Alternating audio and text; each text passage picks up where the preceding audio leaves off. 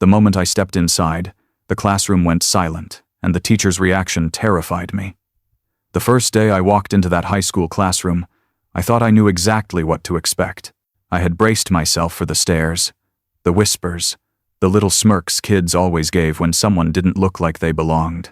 I had lived long enough on the outside of privilege to understand how cruel teenagers could be when they smelled weakness, but nothing could have prepared me for the silence that fell the second I opened the heavy door, or for the way the teacher's face turned pale, as if he had just seen a ghost. The hallway outside had been noisy lockers slamming shut, sneakers squeaking across linoleum, voices rising with laughter that only wealth and confidence could produce. But the moment I pushed that door open, it all seemed to vanish, swallowed whole by the hush that rolled over the room.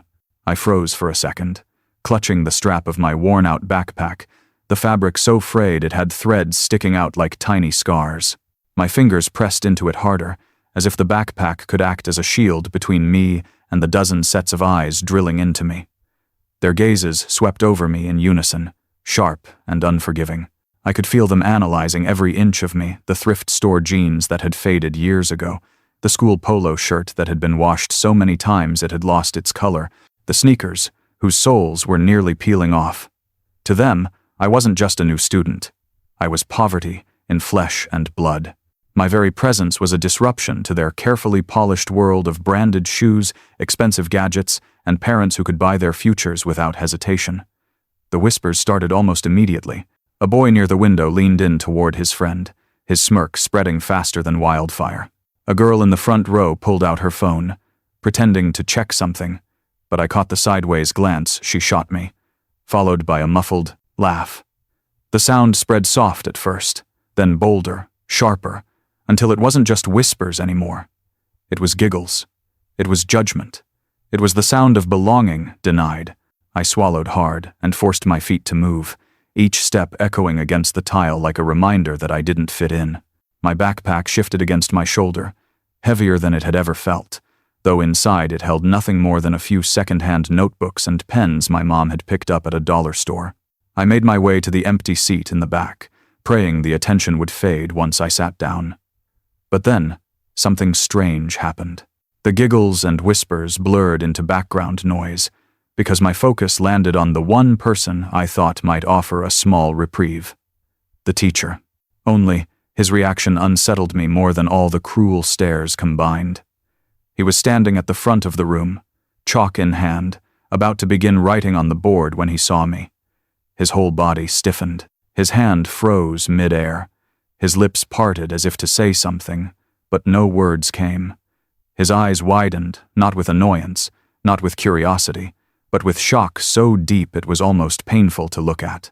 For a moment, I thought maybe I had something on my face, or maybe my clothes were torn worse than I realized. But it wasn't that. No, it was the way he looked at me as though he knew me, as though I was someone from his past who had suddenly appeared in front of him. The room was still buzzing with laughter, but I barely noticed it anymore. All I could feel was his stare pinning me to the ground, heavy and suffocating. My chest tightened, my palms grew sweaty, and my throat went dry. I wanted to look away, but I couldn't. His eyes weren't just watching me, they were searching me, scanning my face for a memory only he understood. Finally, I lowered myself into the seat at the back, my head ducked, my books clutched tightly in front of me. The whispers returned, now mixed with sharp comments I couldn't fully ignore. "She looks like she bought that shirt from Goodwill. Bet her mom cleans houses." One voice cut sharper than the rest, dripping with cruelty. "Smells like laundry soap. Probably the janitor's kid." Laughter followed, bouncing from one side of the room to the other. My fists clenched so hard my nails dug into my palms, but I didn't cry. Crying was a luxury I couldn't afford. Crying meant they won. So I sat in silence, my jaw tight, forcing myself to stare at the scratched surface of my desk instead of their mocking eyes. But even then, I could feel the teacher's gaze. He hadn't looked away since I walked in. His face had drained of color, and there was something else there now, something I couldn't name. Fear? Regret? Sorrow? I didn't know. But whatever it was worse than the laughter. Because in his eyes, I wasn't just poor. I wasn't just the housekeeper's daughter. I was something else. something I didn't yet understand. He cleared his throat finally, trying to compose himself, but his voice cracked when he spoke. He turned to the board, his hand trembling slightly as he began to write, but I noticed how often his eyes flicked back toward me. It wasn't casual glances, it was as if he couldn't help himself, as if seeing me reminded him of something he desperately wished to forget. The rest of the class passed in a haze. I couldn't focus on the lesson, not with the weight of his stare and the sharp whispers circling me like vultures. My chest felt tight, my thoughts tangled. Why was he looking at me like that? Why did it feel as though my being there wasn't just strange, it was impossible? When the bell rang, chaos filled the room again, sneakers squeaking and laughter spilling into the hallway. My classmates rushed out, their voices carrying fragments of the mockery they had thrown at me earlier. But I stayed seated, my hands gripping the desk as if it were the only thing keeping me upright. The teacher remained too, shuffling papers at his desk, his gaze still flickering toward me every few seconds, his expression unreadable, but heavy with something I couldn't shake. I lowered my eyes, afraid of what I might see if I held his gaze too long. My classmate's cruelty was expected, I had prepared myself for that. But his reaction? That terrified me, because it meant my being here wasn't just unusual. It meant there was a story waiting in the shadows, a story I didn't yet know. I didn't know then, but my very presence carried a truth that would change everything. Before that day, I carried my mom's battles on my shoulders, battles nobody in that class could ever imagine. Before I ever stepped into that classroom, my story had already begun, written not in textbooks or essays, but in my mother's calloused hands and sleepless nights. To most of the kids sitting in those rows, sacrifice was just a word their teachers threw into history lessons or their parents mentioned when reminding them how hard they worked to buy the latest phone. But for me, sacrifice was not a word, it was a world, and my mom lived in it every single day. She worked as a housekeeper, moving silently through the halls of homes that smelled of candles she could never afford, polishing floors that reflected the faces of families who barely noticed her.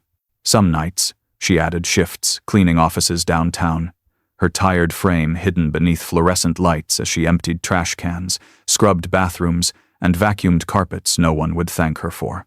She stitched together jobs like scraps of fabric, never enough to make a quilt, but just enough to keep us warm through another season. Her mornings began before dawn, while the rest of the city was still asleep.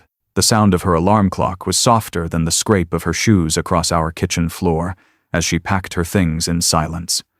I would wake up to the smell of strong brewing coffee that was never for her. She couldn't afford to waste time sitting at the table with a steaming cup, so she poured it into a thermos and carried it out the door. By the time the first bus rumbled past our window, she was already gone, swallowed by the city that demanded so much from her and gave so little in return. Every evening, she returned with exhaustion, clinging to her like a second skin. Her back ached, her shoulders sagged, her hands raw from chemicals that stripped away not just dirt but softness too. And yet, she smiled at me the moment she walked through the door. A smile not born from rest or ease, but from love. She asked me about my homework, even when her body begged for sleep. She checked my notebooks, nodded proudly at every page, and whispered the same words she had whispered since I was a child. "You're going to finish what I couldn't. You're going to stand taller than I ever could." Those words became the rhythm of my nights. While other kids had bedrooms lit by desk lamps, I studied under the flickering bulb that often threatened to die. Sometimes the power cut out entirely, and I sat at the table with a candle from the dollar store, its flame small and unsteady, but enough to keep me company. My textbooks weren't new. They were hand-me-downs from thrift shops, their covers frayed, their margins filled with notes written by kids I would never know. My notebooks came half-used, pages already marked, but I squeezed my words between the lines, determined to make space for my own story. We lived in a small apartment where every crack in the wall seemed to breathe with the weight of our struggles. Rain leaked through the ceiling, sometimes dripping onto my papers until the ink bled, and I scrambled to save what I could. On winter nights, when the heater broke, I studied wrapped in layers of thrifted blankets, my breath visible in the air. Hunger was a constant companion. Some nights my stomach growled so loudly it felt like thunder in the pine. Silence. But I pushed through it, reminding myself that every page I turned was a step closer to freeing my mom from the cycle she was trapped in. She gave everything so that I could have a chance. I watched her patch her own clothes while setting aside every dollar she could for my school supplies.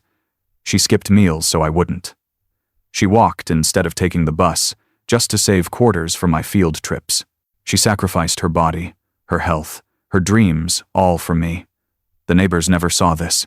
To them, we were just the housekeeper's family, barely holding on. Their children laughed when they saw me carrying my old backpack, or when they noticed my shoes worn thin at the soles. They asked cruel questions. Why even bother with school? You'll end up like your mom anyway. Each word stung, but my mom's voice was louder inside me. You will not end up like me, she would say. You will not kneel. You will rise.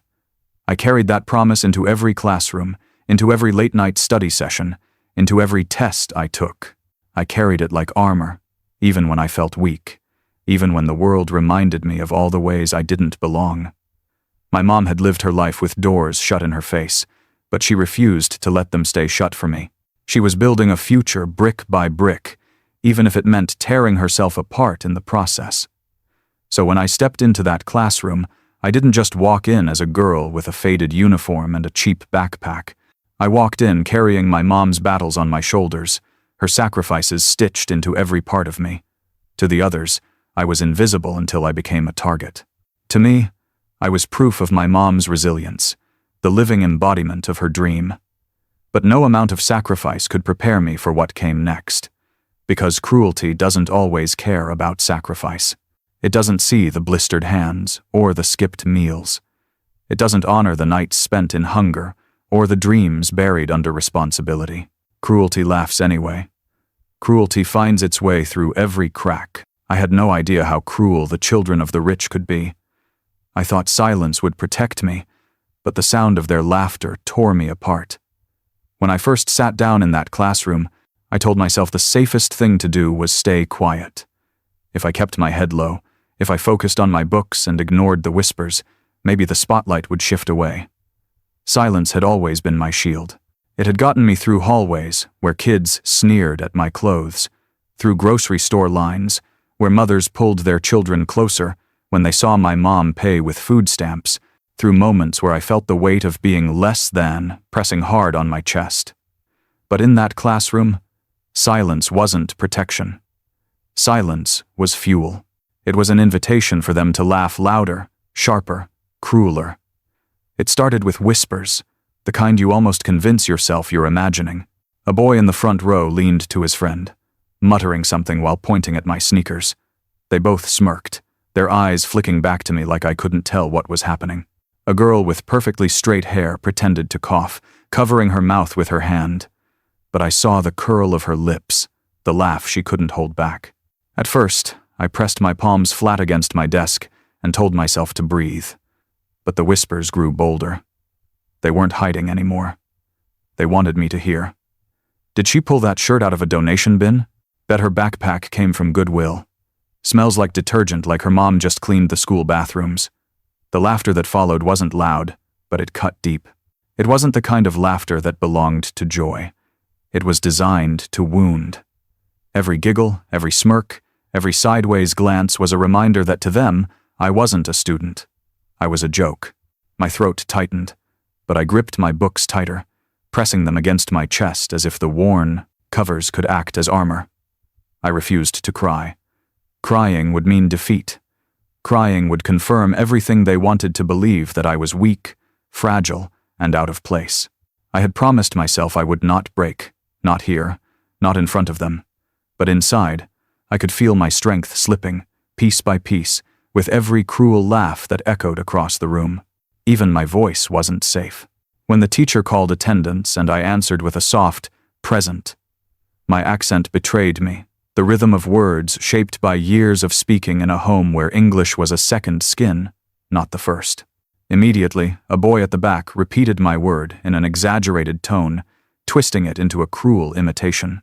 His friends burst out laughing, slapping their desks as if he'd just delivered the best punchline of the day. My cheeks burned hot, and I wanted to sink into the floor. My accent was the sound of my mother's love, the echo of late nights when she practiced English with me while cleaning, repeating phrases she wanted me to learn. But to them, it was nothing more than material for mockery. Then came the comments about my appearance. My uniform, carefully washed and ironed by my mom the night before, was scrutinized as though it were a costume. "Look at the patches," one girl whispered. "I didn't know the school was accepting charity cases." Another wrinkled her nose and said loudly enough for half the class to hear, "She smells like soap, cheap soap." That one cut the deepest, because I knew it was true. My mom had stayed up late the night before, scrubbing my clothes with bargain detergent she'd bought in bulk. She wanted me to look presentable on my first day, even if our resources were meager. And yet, the very love she poured into every scrub and rinse was turned into something to laugh at. The room was a blur of mocking eyes and cruel smiles, and still, the teacher stood silent. His eyes remained locked on me, but he didn't stop them. He didn't raise his voice to remind them of decency. Instead, he looked torn, conflicted, almost haunted. His stare was heavy, filled not with ridicule but with something I couldn't name. But in that moment, his silence hurt more than their laughter. Because silence from authority was permission, and in his silence, their cruelty thrived. I clenched my fists under the desk, my nails digging into my palms. I told myself I had endured worse, that hunger had gnawed harder than their laughter, that cold nights had chilled deeper than their words. But still, the sound of their mockery seeped into the cracks of my armor, reminding me that no matter how hard I tried, I could not escape the truth of where I came from. It wasn't the words themselves that broke me. It was the sound, the laughter, the way it filled the room, bouncing off the walls, wrapping around me like a cage I couldn't break free from. I thought silence would shield me, but instead, it amplified everything. My quiet made their noise louder. My refusal to speak back gave them more power. And yet, beneath it all, the teacher's gaze remained. He didn't laugh. He didn't mock, but his eyes pierced through me with an intensity I couldn't ignore. It was as if he knew me, as if something about my presence unraveled him from the inside out. His expression wasn't ridicule, it was recognition. But recognition of what? I lowered my head, pretending to take notes, but my hands shook so badly the pencil rolled from my grip. The whispers grew again, the laughter returning in waves. But all I could think about was the way the teacher's eyes seemed to search me, as though he were trying to pull a truth from my face that I didn't even know existed. I had expected cruelty. I had prepared myself for it, but I hadn't prepared for this, for the way one man's haunted stare unsettled me more than the laughter of an entire classroom. Why did the teacher's gaze pierce through me as if he knew me from before? His voice trembled when he called my name, as though he was speaking to a ghost from his past. The classroom buzzed with low whispers, desks creaking, pens scratching across paper, the aftertaste of laughter still hanging in the air like smoke. My heart thumped unevenly in my chest, the weight of their ridicule still fresh, when suddenly, everything froze again, not because of them, but because of him. The teacher, who had been silent through it all, finally spoke my name. But it wasn't just the sound of it that caught me off guard, it was the way he said it. His voice cracked, trembling as though the syllables themselves carried a weight too heavy to bear. For a second, the room fell into complete stillness. The snickers died, the pencils stopped moving. Even the hum of the overhead lights seemed louder in the absence of sound. My name hung there in the air, echoing with a strangeness I couldn't explain. Teachers usually spoke with authority, clipped tones, or indifference. But this was something else. He said my name like it was fragile, like it belonged to someone he had lost and never expected to find again. Every pair of eyes in the room swung between him and me. Confusion spread across faces that only moments earlier had been lit with cruel amusement. "Why is he saying her name like that?" one boy whispered, not even bothering to hide it. A girl leaned toward her friend, her eyes wide, and murmured, "What's going on?" I could feel their questions pressing against me, but I didn't have the answers. My breath caught as his gaze locked onto mine. It wasn't the cold, detached stare of a teacher scanning a room. It was searching, desperate, almost. His eyes traced my face as though he was trying to place me inside a memory he couldn't quite reach. Recognition flickered in his expression, like someone remembering a dream long after waking up. Blurry, but undeniable. I shifted uncomfortably in my seat, heat rising to my face under the intensity of his stare. I wanted to look away, to break whatever invisible thread tethered me to him, but I couldn't. Something in his eyes held me there, demanding that I face it, even though I didn't understand it myself. It wasn't pity. It wasn't curiosity. It was something deeper, heavier, like sorrow and recognition tangled together. Finally, he said my name again, softer this time, almost reverent. The room erupted in whispers, louder now, filling the silence with speculation. Do they know each other? Why is he acting like that? This is weird. The students around me leaned forward, hungry for drama, for gossip, for anything that broke the monotony of another school day. But for me, it wasn't entertainment. It was terrifying. I pressed my palms against my knees, trying to stop them from shaking. My thoughts spun wildly. Had he known my mom? Did he recognize me because of her? It seemed impossible teachers didn't notice housekeepers. They didn't see the women scrubbing floors in office buildings late at night, or carrying cleaning supplies down hallways while the world slept. My mom had always been invisible to the people she worked for. But then again, maybe not. He turned toward the blackboard, reaching for a piece of chalk, but his hand shook so violently that it slipped from his grasp, clattering to the floor. The sound made the entire class jump. Whispers swelled louder, but his face remained pale, drawn tight with something I couldn't name. He bent down slowly, retrieved the chalk, and tried to resume the lesson, his words stumbling out in fragments that barely made sense.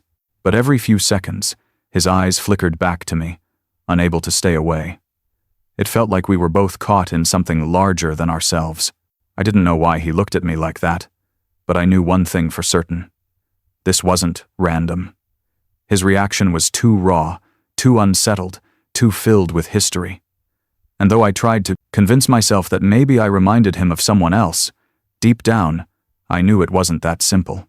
The rest of the class passed in a haze, the students buzzing with speculation while I sat frozen, every muscle tense. His voice faltered each time he addressed the room, and every falter made their curiosity sharper. I could feel their eyes burning into me, wondering what secret tied me to the man at the front of the room. When the bell finally rang, the students rushed out in a wave of chatter, their voices filled with questions and theories. But I stayed seated, too shaken to move. The teacher gathered his papers slowly, his back stiff, his movements deliberate, as though holding himself together by force. For a moment, I thought he might speak to me, might explain the look in his eyes or the tremor in his voice. But instead, he simply glanced my way one last time. That glance carried everything recognition, sorrow, and something dangerously close to regret. My chest tightened, my breath shallow. I didn't understand what any of it meant, but one truth gnawed at me. Whatever was happening, it was bigger than me. My name wasn't just a name to him. My presence wasn't just chance. There was a story hidden in his eyes, and whether I was ready or not, I was a part of it. And then, the question he asked made my heart race. Every cruel laugh reminded me of the nights when I studied by a dying candle while hunger clawed at my stomach. Every giggle, every whisper in that classroom dragged me back to the nights that had shaped me. To the others, my clothes and my shoes were just objects to mock, but to me, they were chapters in a story they could never understand. Their laughter didn't just sting, it awakened the ghosts of nights when my world burned with fire and hardened me into steel. I remembered evenings when our apartment went dark because the electric bill hadn't been paid, while the rest of the neighborhood glowed with television light and humming refrigerators. Our small place sat in silence, lit only by the thin flame of a dollar store candle. I bent over second-hand textbooks, their pages yellowed, words scribbled by kids long gone, and read until my eyes blurred. Each word was a lifeline, each sentence a step toward a future I couldn't yet see. Hunger gnawed at me relentlessly, twisting my stomach until I had to press my hands against it just to keep focus. But still, I studied. Because every page I turned was a promise to my mom that her sacrifices weren't in vain. There were nights when the rain came through the cracked ceiling, dripping onto my notes until the ink bled into black smudges. I scrambled to move my books, frustrated tears stinging my eyes, but my mom would rush over with a bucket and a towel, her voice soft as she said, "Keep going. Don't let a little rain stop you." Her words steadied me, even as water soaked the floor beneath us. To anyone else, those nights might have looked hopeless. To me, they were battles, and battles meant survival. Food was always scarce. I still remember the nights when Mom would slide her portion of rice onto my plate, insisting she had already eaten. I knew she was lying, but her eyes demanded I believe her. The guilt was unbearable, but so was the idea of letting her sacrifice be wasted. So I ate and studied, determined that one day I'd earn enough to make sure she never had to skip a meal again. The world outside our walls mocked me, too. Neighbors laughed at my thrift store clothes, their children making sure I heard their whispers. "She's the janitor's kid," or "She'll end up cleaning like her mom." Their words burned, but I used them as fuel. Every insult added another page to my study sessions, another hour I stayed up memorizing, another reason to rise higher than they expected. Even my shoes carried stories of sacrifice. The soles were thin, worn down to the point that every step felt like walking on bare pavement, but Mom polished them until they shone, insisting they looked good as new. They weren't, but I wore them proudly, because while they saw only broken leather, I saw resilience. I saw nights when Mom worked 2 shifts back to back just to afford those shoes, nights when she came home limping but smiling, whispering, "You're going to walk far in these." Every cruel laugh in that classroom felt like an echo of those nights. They thought their mockery was original, but I had already faced sharper pain, the kind that comes from hunger, the kind that comes from watching your mother collapse into bed with aching bones, the kind that comes from knowing the world is stacked against you and fighting anyway. Their cruelty wasn't new. It was just another version of the same battle I had been fighting my entire life. So while they laughed, I reminded myself that I had already been forged in fire. I had already lived through nights that could have broken me, but instead turned me into steel. And sitting in that classroom, I wasn't just the housekeeper's daughter in a patched uniform. I was proof that no amount of poverty could erase determination. But fate is cruel in its timing. Just when I thought I had survived the worst of their laughter, just when I steadied myself with memories of resilience, life decided to test me in front of them all. But fate was about to test me in front of the whole class. The teacher threw me into fire, asking the hardest question, hoping I'd burn, but I didn't. The classroom was still humming with low laughter and whispers when the teacher's voice cut through the noise like a blade. My name fell from his lips again, stronger this time, not trembling the way it had before. For a moment, I thought maybe he was finally going to stop them, tell the others to quit mocking me, remind them that classrooms were meant for learning, not cruelty. But instead, what came next felt like betrayal. He called on me not with a simple question to ease me into the lesson, but with the hardest problem of the day. A question so complex that even the smartest students in the room would have hesitated before answering. His words landed on me like a weight, heavy and suffocating, as the rest of the class broke into laughter before I could even open my mouth. They were certain I would fail, certain I would stumble and confirm what they already believed, that the housekeeper's daughter had no business being there, sitting in the same room as them. To them, this was entertainment, another chance to laugh at my expense. They leaned back in their chairs, smirks stretching across their faces, waiting for the humiliation they were sure was coming. My palms grew slick with sweat, and I gripped the edges of my desk so tightly my knuckles turned white. My heart raced as though it wanted to leap out of my chest, and for a moment, panic clawed at me. I could almost hear their laughter in advance, see their sneering faces when I stuttered or stayed silent. The voice of doubt whispered inside me, "Don't even try. Stay quiet. Let the moment pass before it gets worse." But then, another voice rose within me, the voice of my mom, echoing from countless nights when we sat together at the table lit by a flickering candle. "One day you'll stand tall." Her words wrapped around me like armor.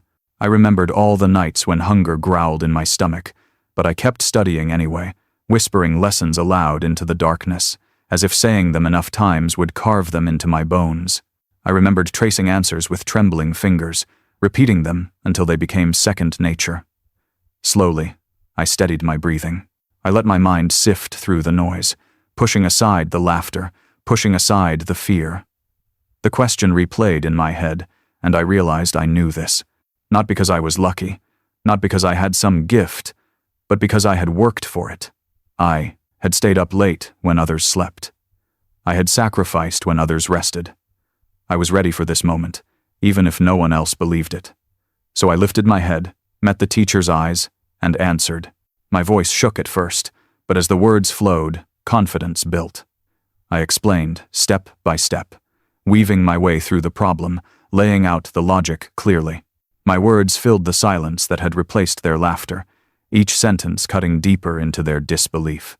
The classroom that had been alive with mockery only seconds earlier now sat frozen, the smirks fading from faces one by one.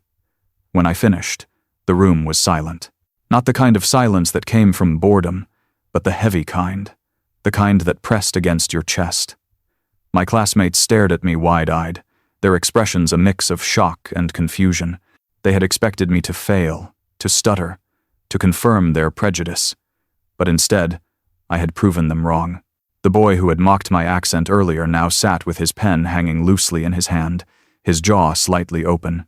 The girl who wrinkled her nose at my uniform avoided my gaze entirely, her face flushed with something dangerously close to embarrassment. Even those who hadn't mocked me sat in stunned disbelief, as if they had just witnessed something impossible.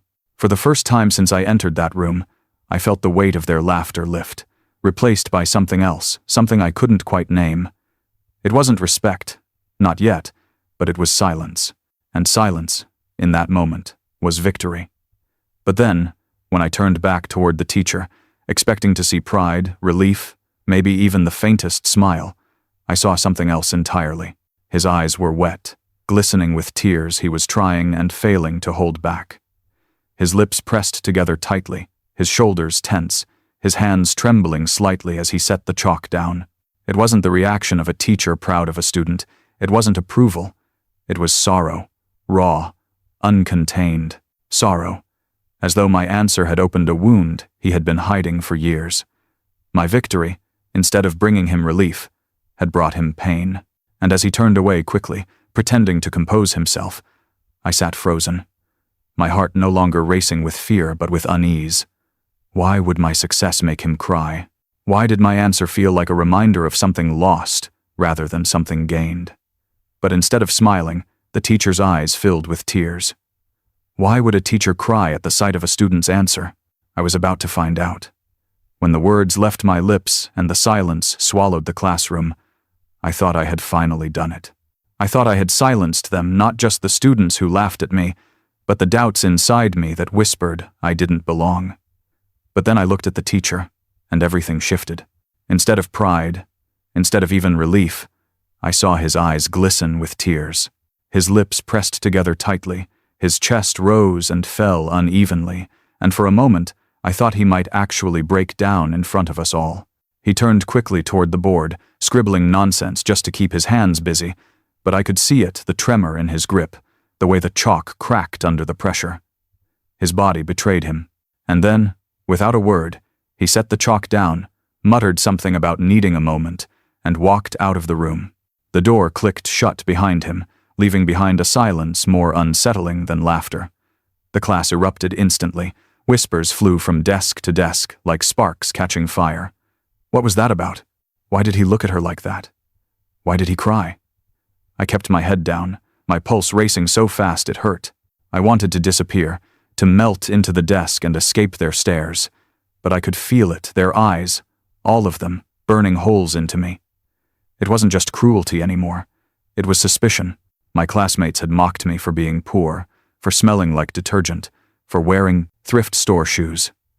But now, I was something else too. I was a mystery. And mysteries demanded answers. The door opened again, and the teacher walked back in. His face was calmer now, his composure patched back together like a broken glass glued at the seams, but the cracks were still visible. His eyes were red-rimmed, his jaw tight, his shoulders heavier than before. He picked up his notes, resumed the lesson, and acted as if nothing had happened. But every time his gaze flickered toward me, I saw it, the sorrow that hadn't left. It wasn't the sorrow of a man moved by a student's hard work. It was older, deeper, rooted in something I couldn't touch. And every time his eyes found mine, I felt it press down on me, suffocating and strange. Why did my existence, my mere presence, hurt him so much?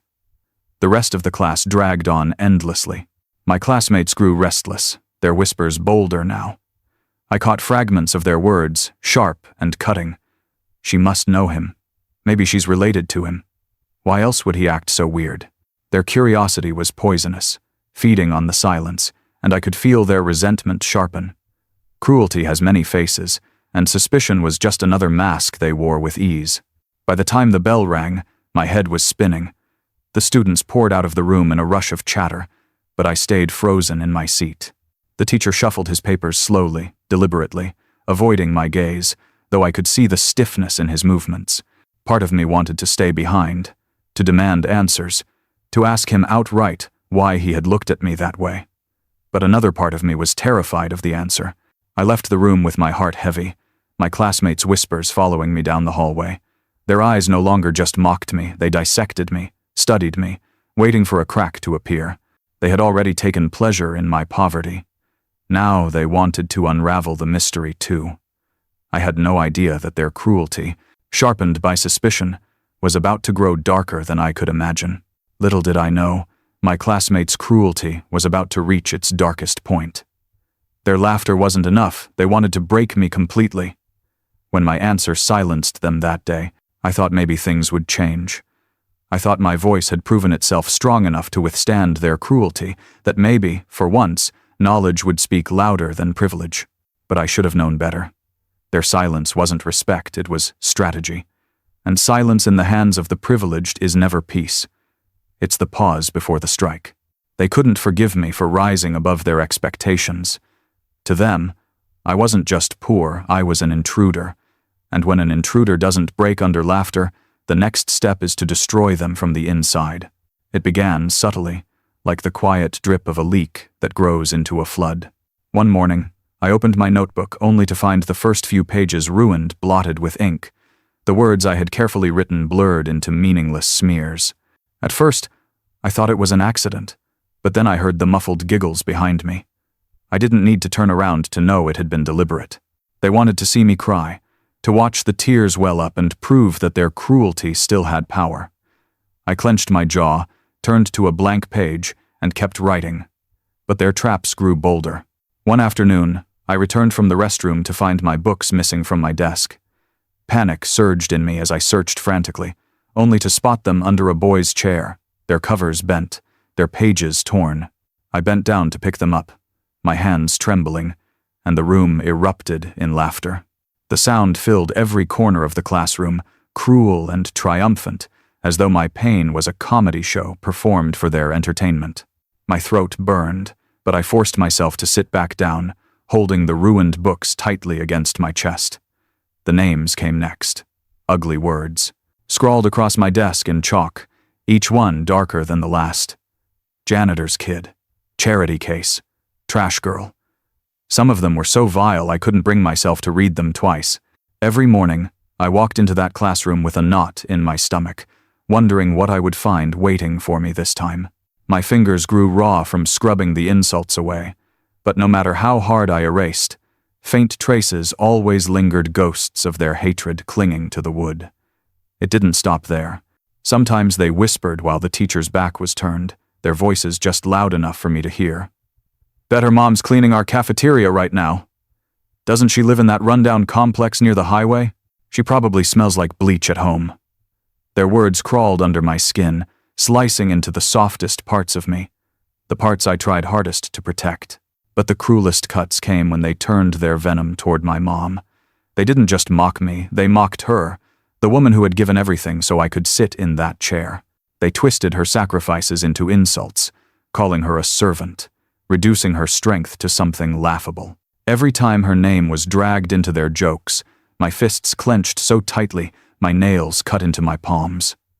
I wanted to scream, to fight back, to make them swallow their words, but I stayed silent, because my tears would have been their trophy, and I couldn't give them that satisfaction. At night, the weight of their cruelty pressed harder. I would sit at my desk under the dim light of our lamp, staring at the torn pages of my books, my heart heavy with frustration. Their laughter replayed in my head, louder in the silence of my room than it had been in the classroom. I tried to focus on my studies, to remind myself why I was fighting so hard, but sometimes their voices drowned out everything else. More than once, I caught myself thinking about quitting, about walking away from the school that seemed determined to break me. But then, I would look at my mom, asleep on the couch after another long shift, her hands cracked and blistered from scrubbing floors. I would remember the way she whispered, "You'll finish what I couldn't. You'll stand tall." And I knew I couldn't quit. Her sacrifices were too heavy to abandon, so I carried the weight of their cruelty like armor, even as it cracked under the strain. Still, the pressure grew unbearable. Day after day, their traps cut deeper, and my silence became harder to hold. Something inside me began to shift. The pain they tried to bury me under was turning into something else, a spark, a flicker of fire I didn't know I had. They wanted me broken, but all they were doing was forging me into something stronger. And then, one day, when their laughter rang louder than ever and their traps struck harder than before, that flicker inside me ignited into a flame I could no longer contain. Just when I thought I couldn't take any more, something inside me ignited. I decided that if they wanted to see me fall, I would rise higher than they ever dreamed. There comes a point when pain either breaks you or builds you, and I knew I couldn't let myself break. Their laughter, their traps, their cruel words about my mom, they wanted me shattered, small, invisible. But instead, I made a choice. If they wanted me on the ground, I would rise so high that they would have no choice but to look up. I would use every insult as fuel, every laugh as a spark, every trap as a reminder of why I couldn't quit. So I began to channel everything into my studies. Each torn page of my notebook became a reason to memorize twice as much. Each insult carved into my desk became motivation to push myself harder.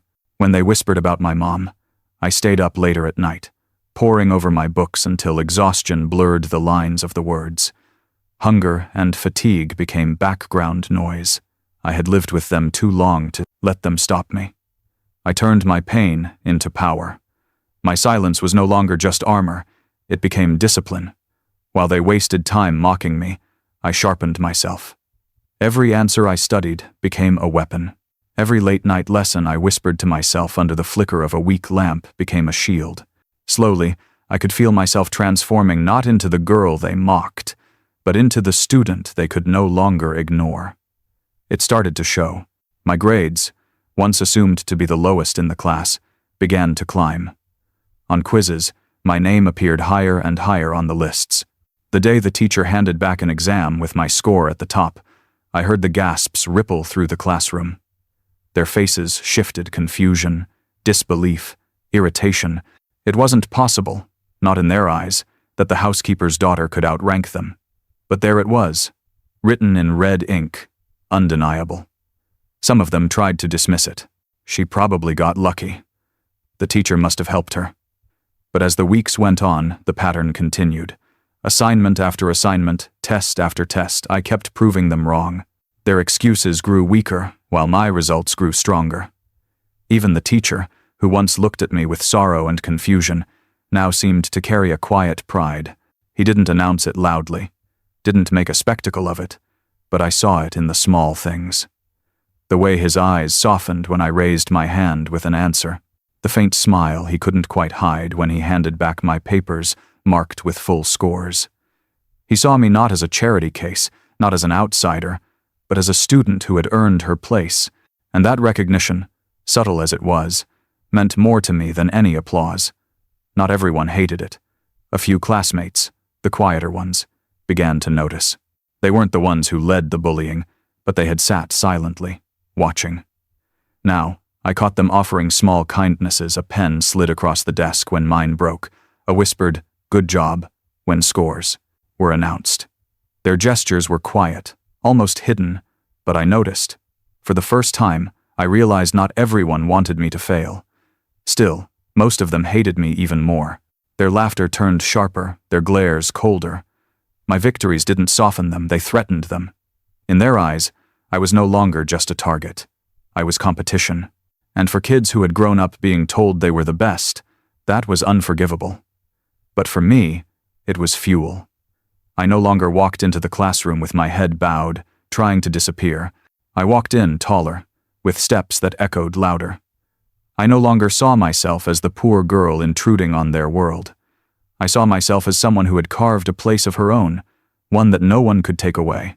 For the first time since stepping into that school, I felt the faint stirrings of belonging, not because they had accepted me, but because I had accepted myself. I was no longer just surviving. I was rising. But fate has a way of testing strength the moment you begin to believe in it. Just as I started to think I could stand my ground, the teacher made an announcement that would raise the stakes higher than ever. Then came the announcement of the biggest challenge yet, the annual competition. That competition wasn't just about winning, it was about proving my entire existence. The announcement hit the classroom like a storm. The annual school competition. The event everyone waited for, the one that filled the auditorium with students, teachers, and parents. To most kids, it was an opportunity to shine. Another line on their college applications, another trophy for their shelves. But for me, it was more than that. It wasn't just about winning, it was about survival. It was about proving, once and for all, that I belonged. I knew what I was walking into. The wealthy students came prepared with tutors, practice sessions, and resources stacked higher than the textbooks in our library. Their parents paid for coaching, for extra books, for private lessons that stretched late into the night. They wore confidence like armor, certain that the competition was already theirs. I had none of that. No coach, no extra help, no cheering squad waiting at home. All I had was my mind, sharpened by hunger, strengthened by candlelight, fueled by every sacrifice my mom had ever made.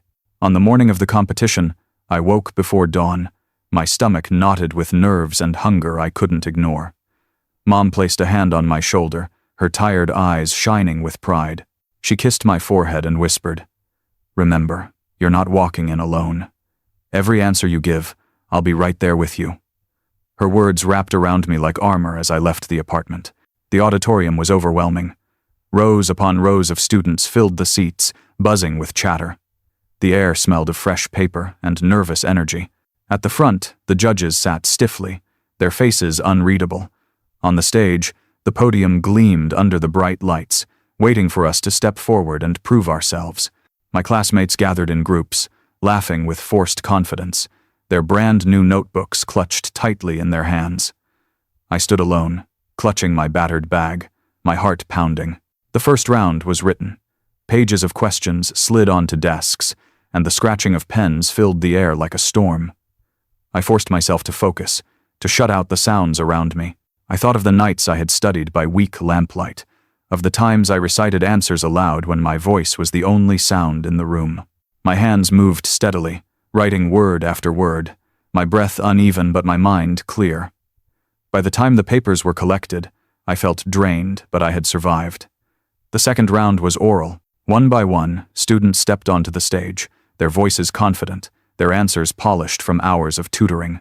When my name was called, I walked to the podium, my knees trembling but my back straight.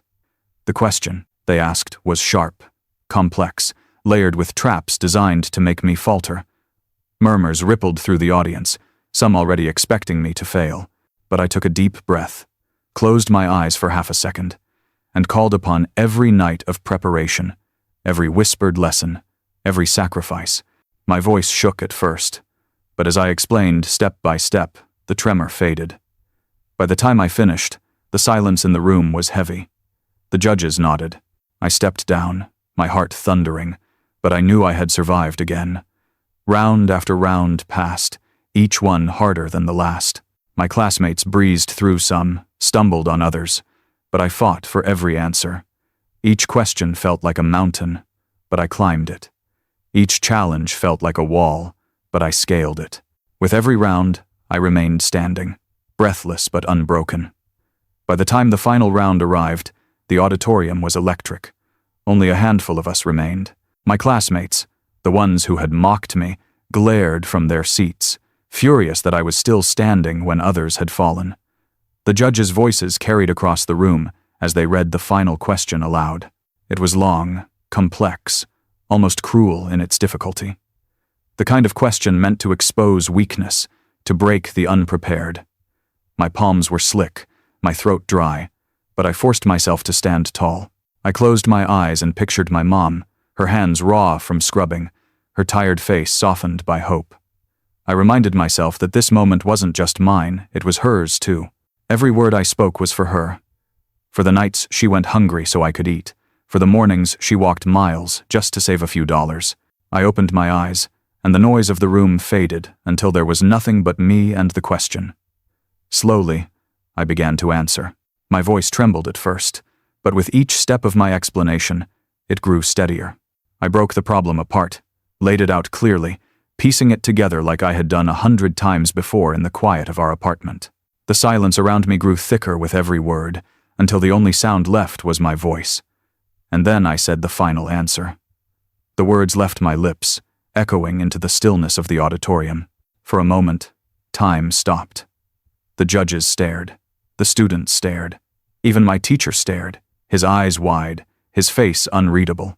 My chest rose and fell with ragged breaths, my body trembling with the weight of what I had just done. And when I gave my final answer, the room fell into stunned silence. The silence shattered when my teacher revealed the truth about my mother.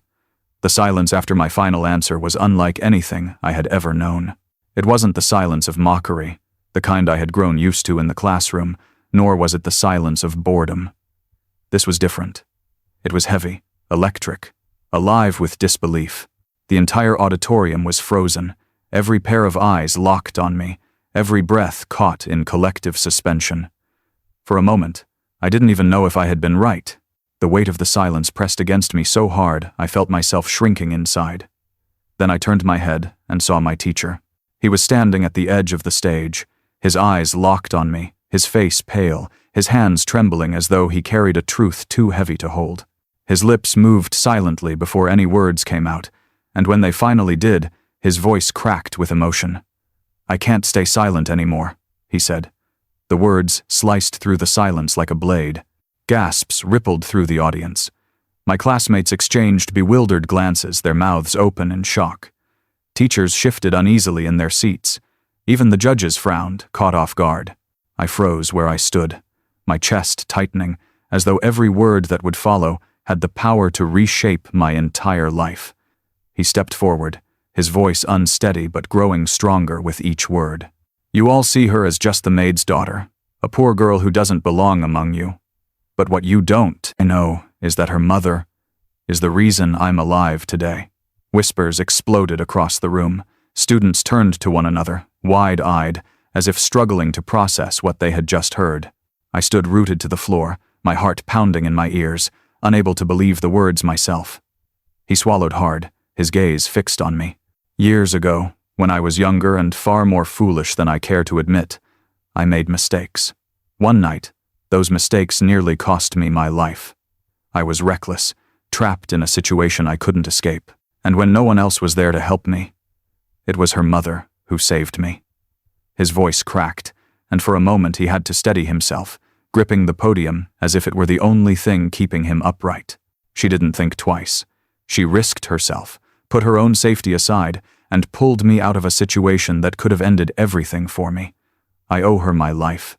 And today, as I stand here, I see her daughter standing tall, proving herself in ways that should silence every single doubt in this room. Gasps and murmurs swept through the auditorium. Some students who had mocked me the loudest now sat in stunned silence, their smug expressions wiped clean. The poverty they once used to humiliate me suddenly carried a new weight, not as shame, but as sacrifice and courage. But he wasn't done. His voice steadied, deepened, and carried even more weight. And for those of you who think her mother was just a maid, let me tell you something else. Years ago, when I first started teaching, I had a student brighter than any I had ever seen. Her mind was sharp, her future limitless. But poverty is a cruel thief. It stole her education, forced her to give up her dreams so her family could survive. That student was her mother. She sacrificed her brilliance so she could work and give her daughter the chance she never had. I felt my knees weaken. My mother, the woman I had only ever known as a maid, bent and exhausted, her Hands blistered from endless work had once been the brightest student in his class. She had been someone with dreams, with talent, with potential so vast that even years later, he remembered her with awe. The teacher's eyes glistened as he looked at me, and in that moment, I saw not just recognition, but reverence. So when you laugh at her, when you call her names, when you sneer at her patched clothes, understand this: you are mocking not weakness, but strength greater than you can imagine. She carries within her the sacrifice of a mother who gave up everything so her daughter could stand where she stands today. The room was silent again, but this time, it was not disbelief, it was shame. I could feel it settling over my classmates, pressing down on them as heavily as it pressed on me. Their eyes shifted uneasily, some lowering their heads, others staring at me with expressions they could no longer mask with cruelty. My heart raced, my breath shaky, as tears burned at the corners of my eyes. Everything I had endured, the laughter, the insults, the endless ridicule, suddenly seemed small against the truth of who my mother was. She was not just a maid. She was not just a woman who scrubbed floors and washed dishes. She was a savior. She was a scholar. She was a warrior who had buried her own brilliance so I could carry it forward.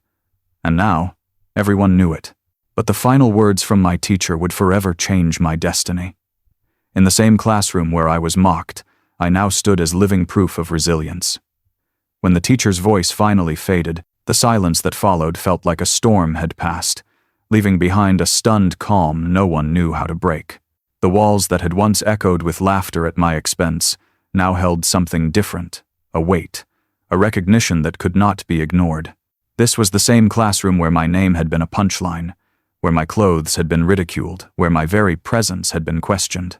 And yet, in that moment, it no longer felt like a place of humiliation. It felt like a place of transformation. The teacher turned to me, his eyes steady, no longer trembling with conflict or shadowed with sorrow. They were filled with something else, now resolve. "Your mother once gave me strength when I had none," he said, his voice carrying across the room. "She gave me courage, and she gave me a future. Today, I make you this promise. I will guide you, just as she once guided me. You will not walk this path alone." The words hit me harder than any insult I had ever endured. For so long, I had carried my journey in silence, believing every step had to be taken alone. To hear him speak of walking beside me, of honoring my mother's sacrifice by lifting me higher, felt like a door opening I hadn't known was there. My chest ached with gratitude. And yet, deep inside, I knew I was not standing there because someone offered me help. I was standing there because of every night of hunger endured, every page memorized by candlelight, every ounce of pain turned into fuel. And then, something unexpected happened. Slowly at first, almost hesitantly, the sound of clapping began. It came from the back, soft and unsure, like someone was testing the waters. Then, another pair of hands joined in, then another. And before I knew it, the classroom was filled with applause louder and louder, echoing through the very walls that had once carried their laughter. I stood frozen, my books clutched tightly to my chest, as the sound washed over me. These were the same students who had mocked me, who had carved cruel names into my desk, who had laughed at the smell of detergent on my uniform. And now, they were clapping for me. Their faces were flushed, some with shame, some with reluctant admiration. A few still looked angry, their pride too wounded to bow fully, but even they could not stop their hands from moving, as though the force of the moment was too powerful to resist. I didn't smile, not yet, because this wasn't about revenge, or proving them wrong in a way that belittled them. This was about something deeper. It was about proving that resilience could outlast cruelty, that sacrifice could bloom into strength, that hope could grow even in the hardest soil. For the first time, they no longer saw me as just a maid's daughter. I had become something else in their eyes, living proof of what perseverance could achieve. As I raised my head and looked around the room, I met their gazes one by one. Some couldn't hold my eyes, guilt pulling them downward. Others met my stare with newfound respect, unable to hide the shift in how they saw me. A few still burned with jealousy, their lips tight, their eyes narrowed, but even they knew what they had witnessed could not be erased. I thought of my mother then, her tired eyes, her blistered hands, her quiet strength. I wished she could have been there to see it, to see the applause, to see me standing tall in the very room where I had once felt so small. But in my heart, I knew she was with me. Every cheer, every clap, every shift of recognition in that room was hers as much as it was mine. She had given everything, her dreams, her health, her hunger, her very youth, so I could stand here. And now, the world was beginning to see what I had always known, that her sacrifices were not in vain. For the first time, I didn't feel like an outsider in that classroom. I didn't feel like someone who had stolen a seat that didn't belong to her. I felt like I had carved my name into the very fabric of the room, not with chalk or ink, but with resilience, with endurance, with proof that I could not be broken. I was no longer standing as the maid's daughter. I was standing as my mother's promise fulfilled, as her dream walking on two legs. The applause slowly faded, but the weight of the moment did not. My teacher gave me a small nod, his eyes glistening with pride. My classmates sat straighter, quieter, their cruelty subdued by the truth that had been laid bare. The room, once a battlefield, now felt like something else entirely, a stage upon which a new story had begun. And deep inside, I knew this was not the end. This was just the beginning. My journey had been one of survival, of pushing through darkness and pain. But now, it was becoming something greater, a journey of growth, of transformation, of carrying my mother's torch further than either of us had ever dared to dream. And that was only the beginning of the path I was destined to walk. If this story touched your heart, imagine how many more voices are waiting to be heard. Don't let them go unheard. Subscribe to the channel, share this journey, and join me as we uncover more stories of resilience, sacrifice, and hope.